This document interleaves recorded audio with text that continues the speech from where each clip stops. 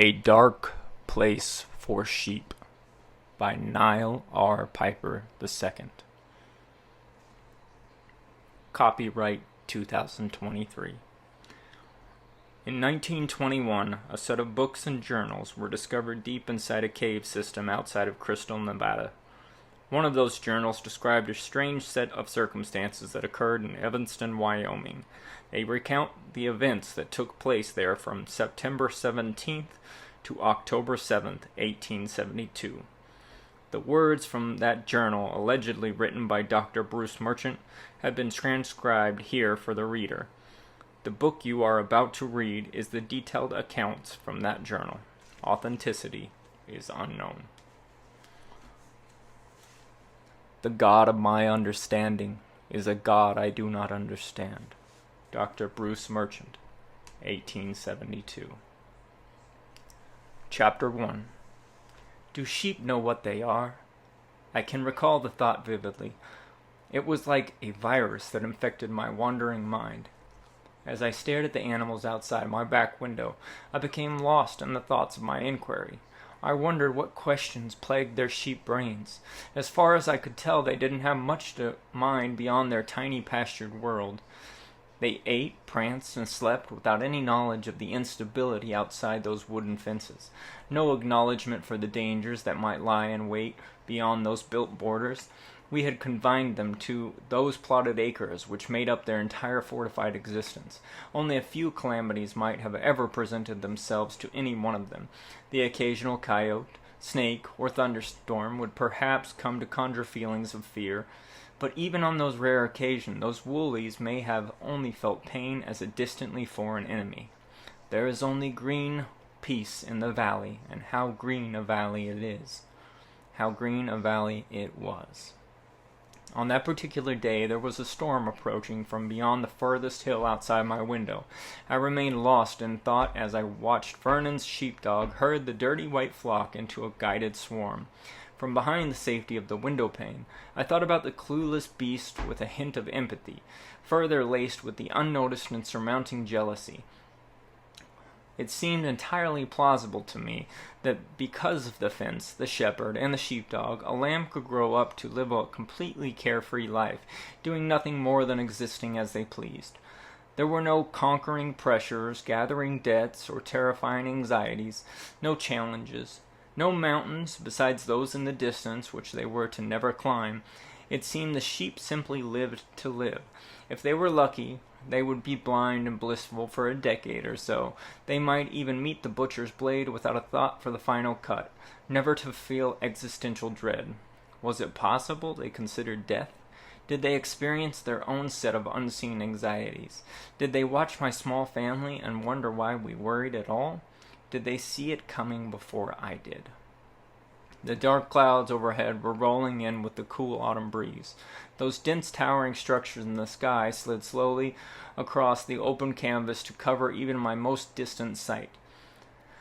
When they had completely captured everything above, they took a firm hold on it. The sparse white clouds that usually hung wistfully above the fields were long gone. They had been replaced by new darkened monsters. Looming above my flock, my family, and my farm, those strange clouds had found a new home. They were here to stay. I can look upon the changing of the guard's day with a knowing and dreary outlook, but at this time I hadn't given any of it too much thought at all. That is, until I found myself exposed to something beyond my own pastured world. A hidden veil was to be lifted from my eyes. I see now that it was lifted by the arrival of strangers to our town, strange men who were more treacherous than the darkened clouds above. I am still today uncertain whether their arrival was a eerie blessing or a revealing curse. Perhaps both.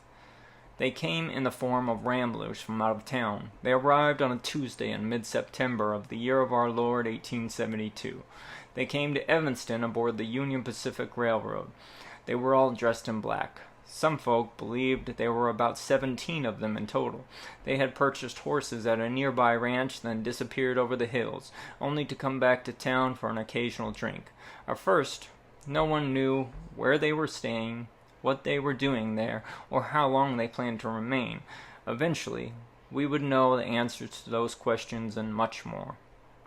I had heard many rumors about the strange new travelers, but I generally tried to disregard gossip in all its gruesome forms.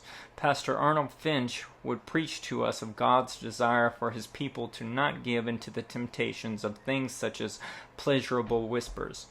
We were to let no simple corrupting talk come from our mouths. There was a home in hell which awaited the loose-lipped.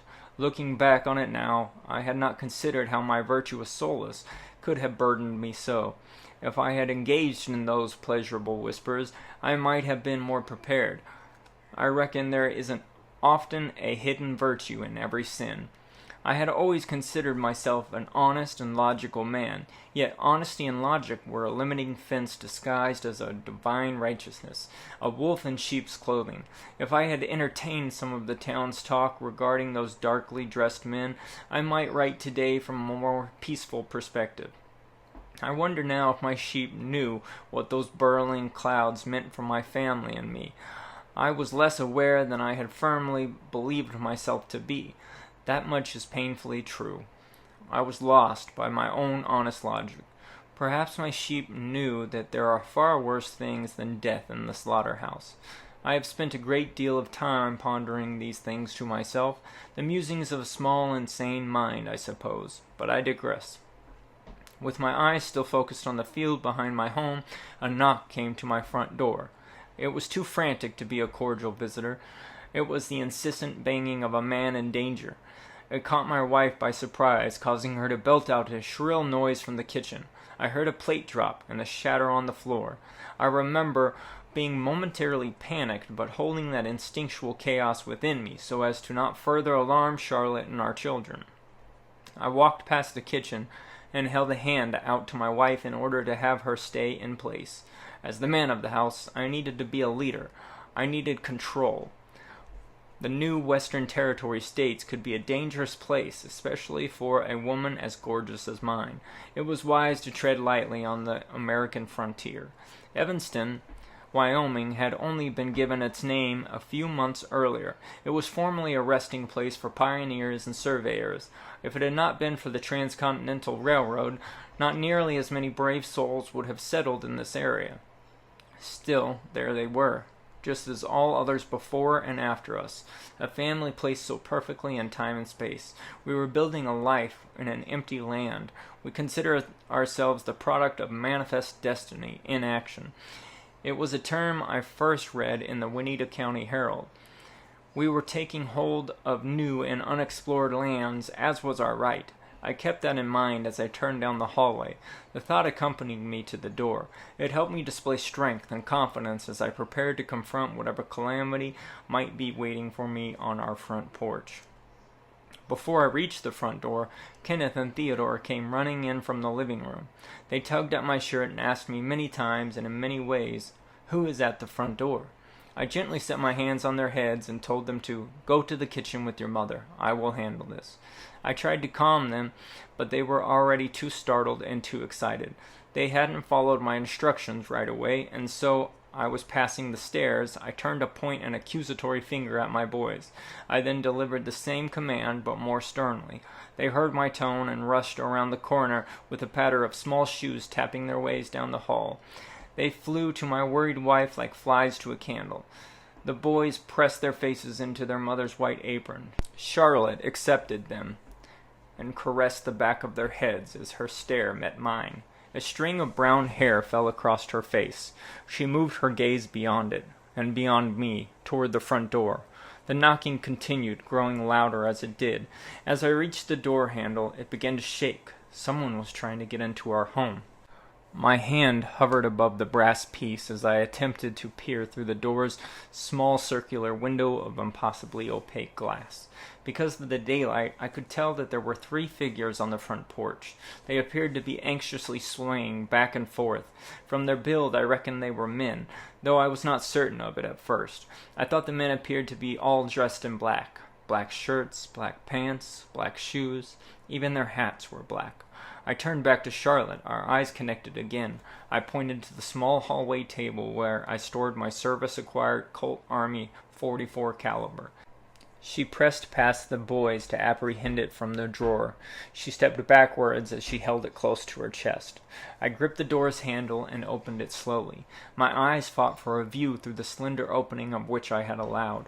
One of the men before me was still gripping the door handle on the other side. The man shook with terror, but not because of me. There was something else that had him so startled. His eyes were bloodshot and filled with collected tears, set to fall. A few of the droplets were released only to have trickled past a gruesome scar that raced down the man's forehead and clung to his jawline. There was something primal about that man.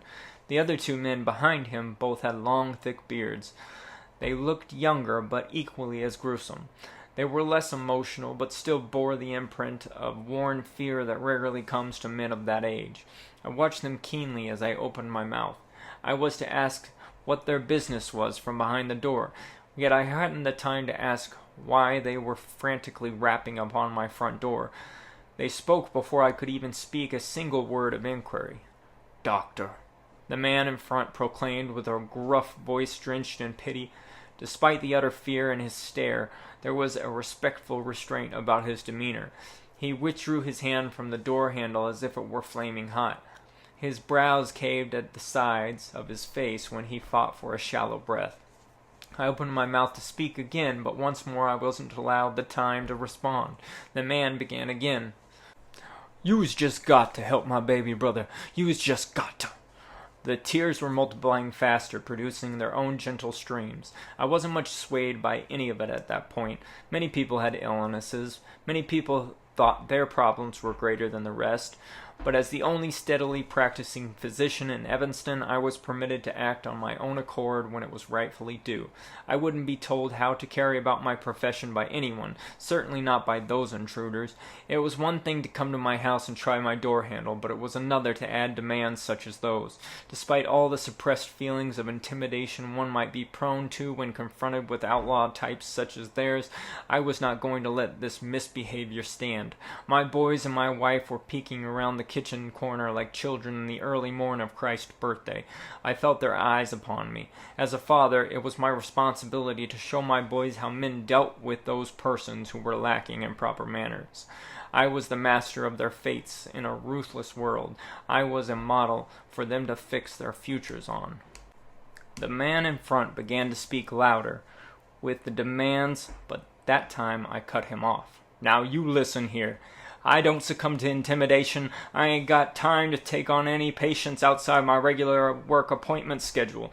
You can come by my office tomorrow like everyone else." I suppressed any further rage and kept myself from rambling on.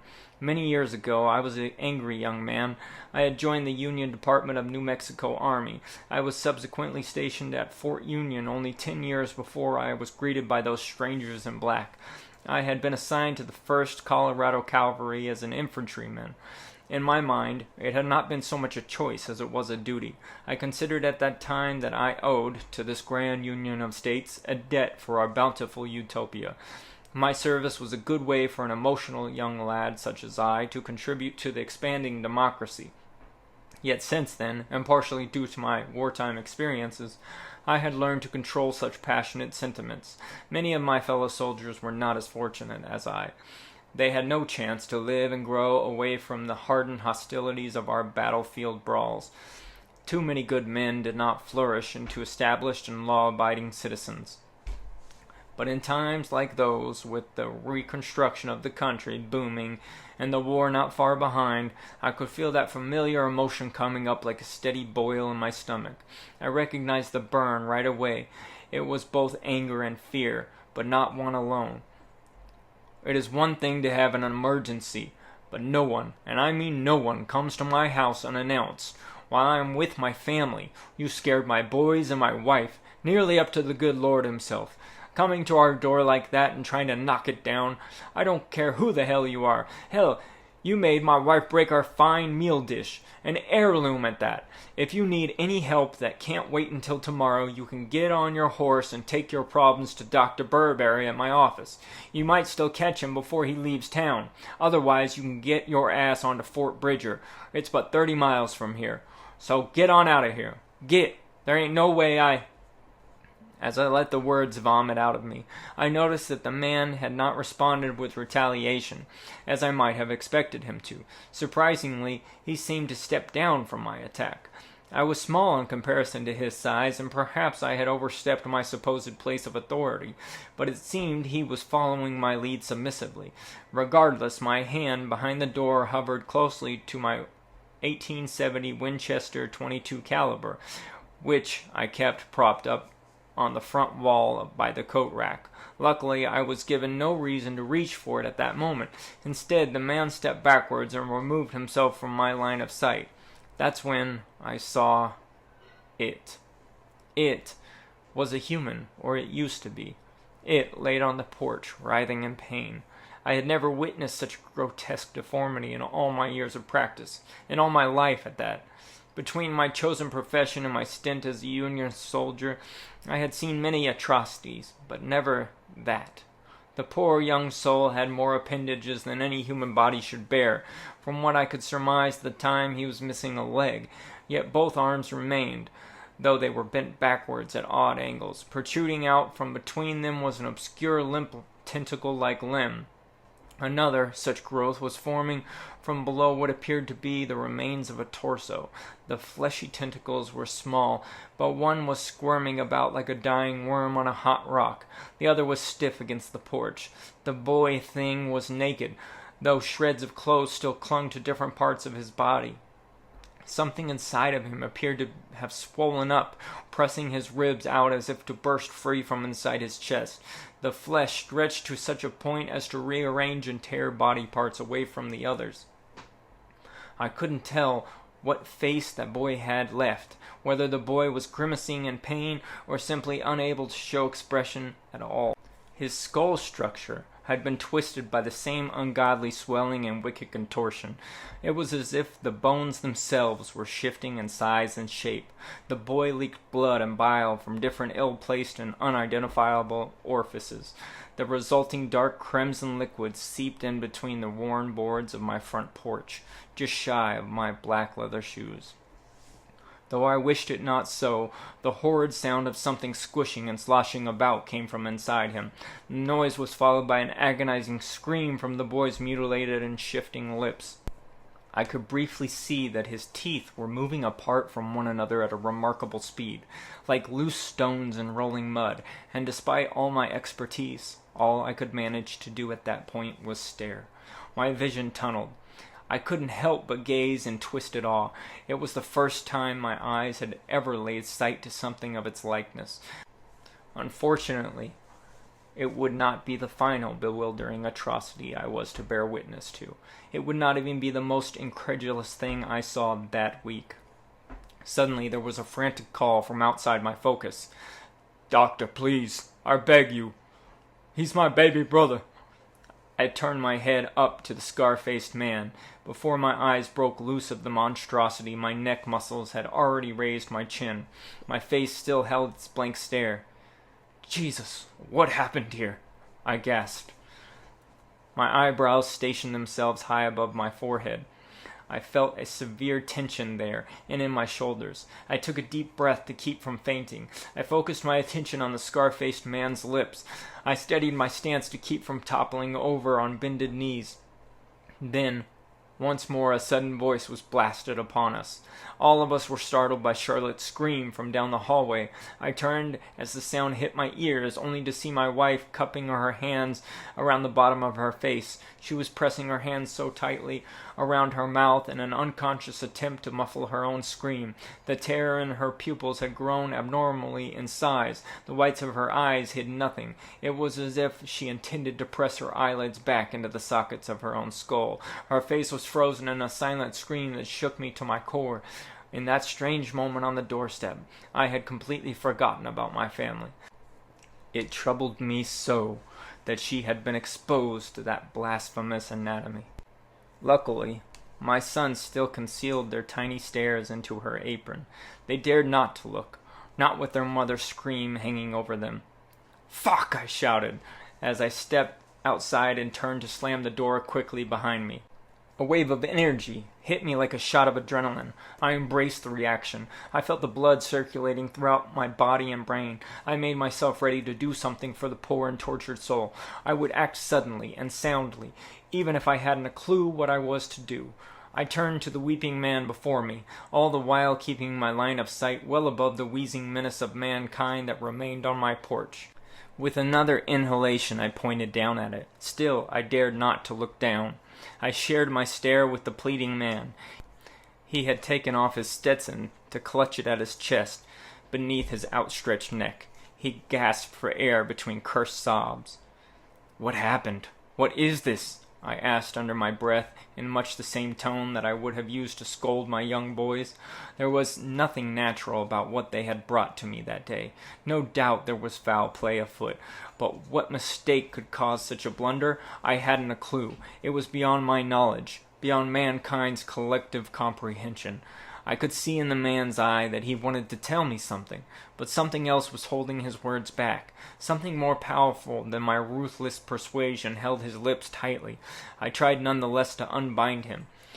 "If you can't tell me what has occurred, or what has conspired, then how can I provide you aid? You must tell me now, for the sake of your brother." One of the bearded men standing behind me stepped forward to place a hand on his partner's shoulder. The hand was there not for comfort, though it presented itself that way. It was there to threaten. He gripped the man's shoulder in such a manner that I can only describe as empty and forgiving. Then the same bearded man used his grip on the shoulder to pull himself forward past his tearful partner. "Can you help him?" he asked in a deep monotone. His voice was the closest thing to tranquility we could have ever reached at that place and time. His eyes were present and steadfast in his resolve. I took the bait. I don't know," I stuttered reluctantly. I tilted my head to relieve the tension brooding there. I ran my fingers through my graying hair as I once again looked with troubled eyes at the boy. Every time my eyes met with one of its, I cringed inside, with more sincerity each pass. I had not been able to hide my tortured disgust. "Please," the man with the scar said again. I wasn't scared of those men, but I felt a mounting concern of unprecedented magnitude. We had no more time for talk. There was no more time to be wasted. I caught the eyes of all three men before speaking. I wanted to make my intentions well known. "Now I may be able to help ease his pain, but I ain't gonna be able to do much more than that. I can't fix this, unless of course I knew what caused this. Even then it might require a miracle." There was what felt like a long silence, which was cut short by the sound of a suppressed scream coming from the thing's mouth hole as it expanded above the sounds of moist squirming and gurgling, presumably caused by whatever disease swam inside the boy's being. I hadn't realized my fingers were anxiously pressing themselves into my forehead. When I did take notice of it, I removed my hand and continued speaking. "I ain't never seen anything like this. Not ever. No, I never have," I repeated in shock. I can't recall if I had spoken that aloud or if that was simply echoing in my mind as I searched for solutions. I thought for a second that it was all perhaps some kind of visceral nightmare. I had seen most everything a doctor could see at my level of profession. I'd seen things that I once thought could not come from anywhere else but nightmares. But that boy thing was a true nightmare come alive. I was trying my best not to fall into an irreversible state of shock. I closed my eyes for a moment, then purposely placed both of my hands to my face. I pressed them firmly into my cheeks. Upon opening my eyes, I pulled my fingers down across the growing stubble of my chin. Sure enough, the thing was still there. Those men were still there. I was still there. It was a hard pill to swallow. The third man had been standing on the step just above the dirt path that led to my front porch when he gripped the chipping white paint of the porch banister, and he spoke. "We know this is dire. Whatever you can do, do it." His tone was blurred between request and threat, between friend and foe. I looked back at the unfortunate boy. One of the tentacle extensions was squirming again, or perhaps growing. It slowed down its movement before it shifted colors a bit and began violently shaking. Then suddenly it shot out stiff, like a twisted tree branch. It had shifted from a dark red to a deep purple within a matter of seconds. I tirelessly searched my mind for anything worthwhile, but nothing surfaced. I thought of removing the less human parts with my geely saw. Was it worth a try?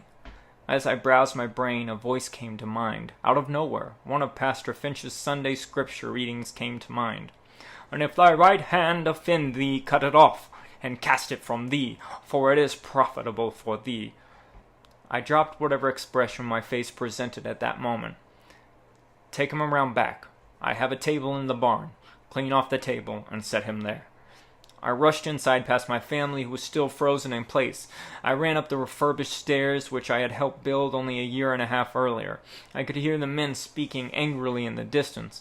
They were cursing outside the front window as they struggled to grab a hold of the boy. Their words faded away as they rushed the thing around to the backyard.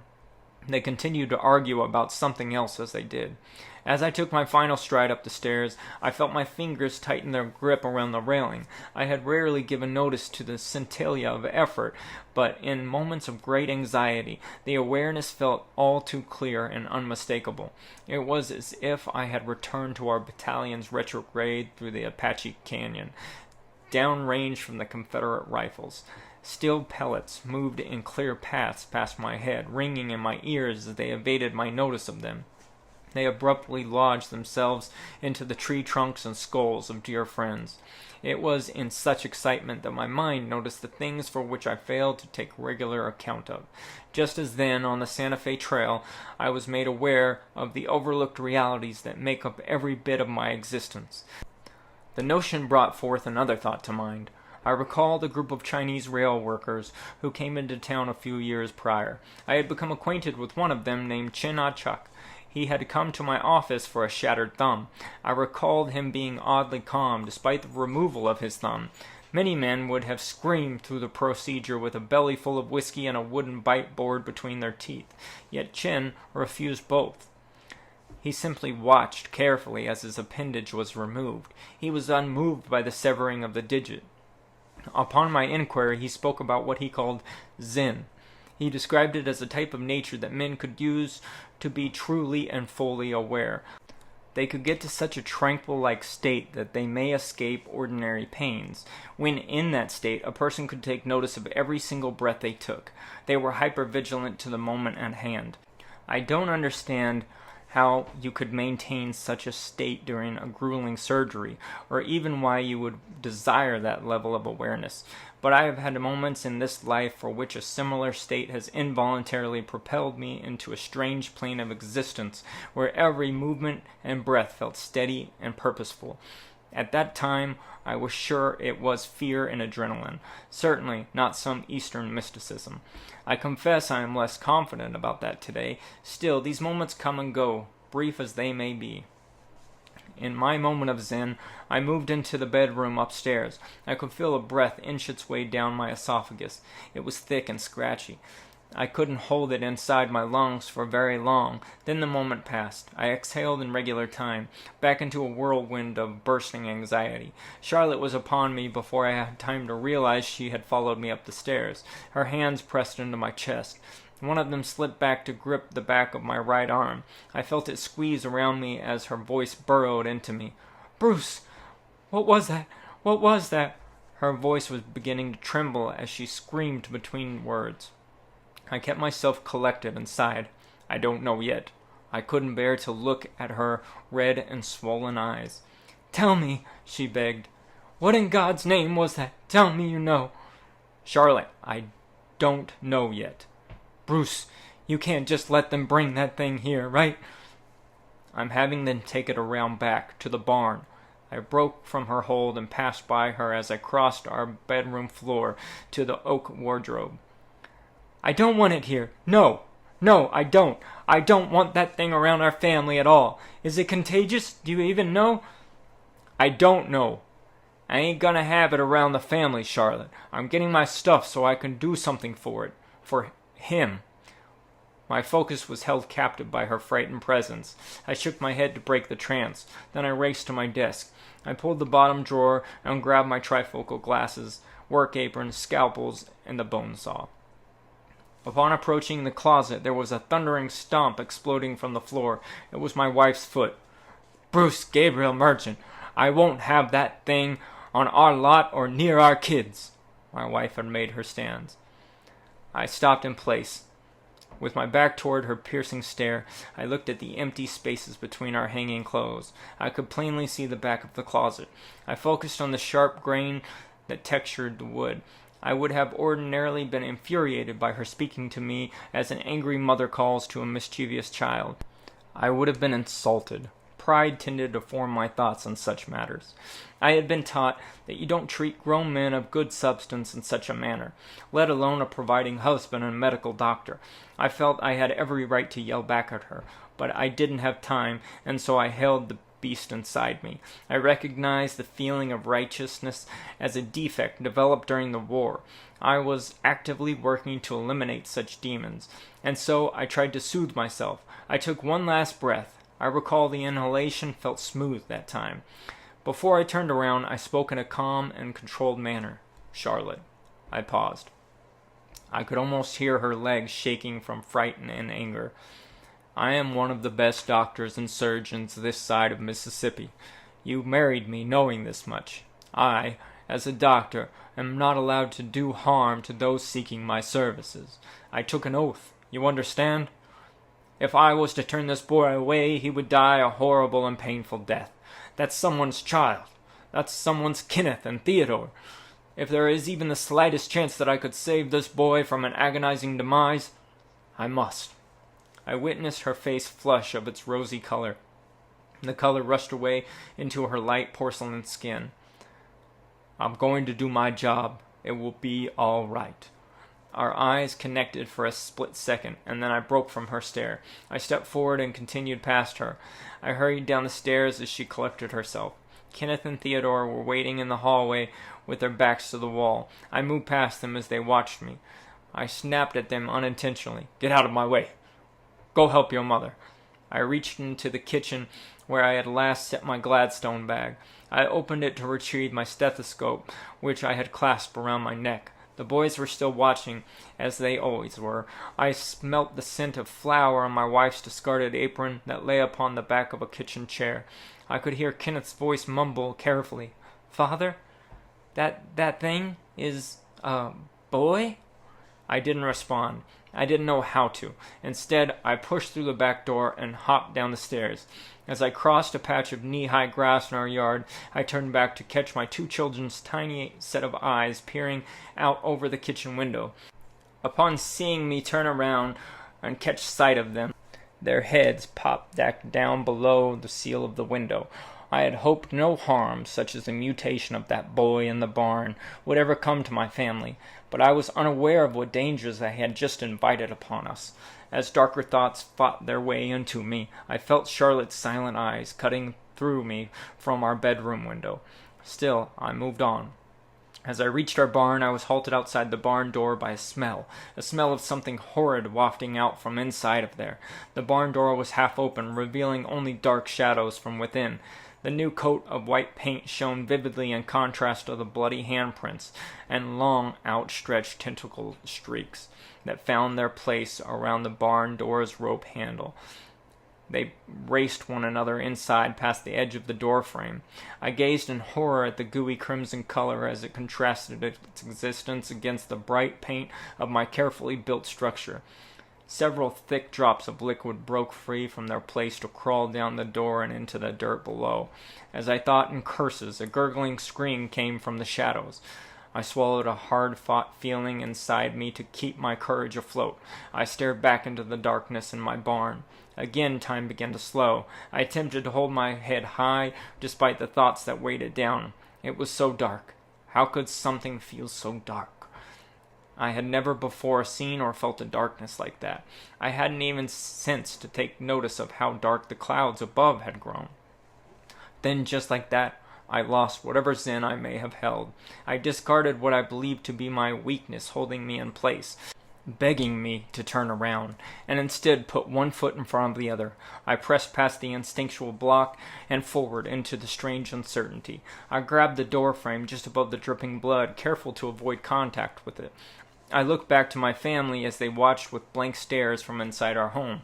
They gazed at me, hoping they might see me turn around and come back, yet I pretended to not acknowledge them as I pulled the heavy door closed behind me. I could not bear their disapproval. A few yards beyond the barn in the green grass, the sheep in the field had eaten their fill for the day. They all slept soundly under the slowly rolling clouds. They did not turn or toss in their slumber, yet there was one single lamb awakened by the ruckus. It raised its head, as if it had sensed a predator was nearby. Like my family, it stared blankly at the barn. End of Chapter 1 of A Dark Place for Sheep by Knial R. Piper II.